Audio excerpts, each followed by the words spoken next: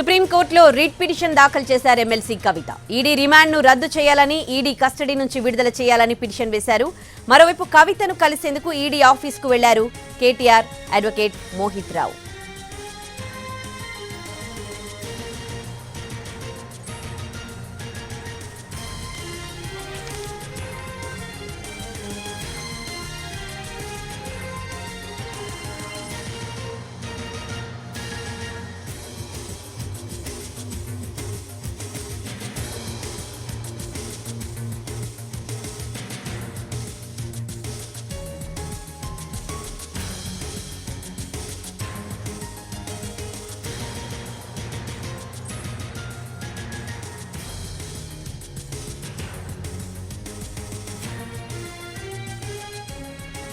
సుప్రీంకోర్టులో writ petition దాఖలు చేశారు ఎమ్మెల్సీ కవిత.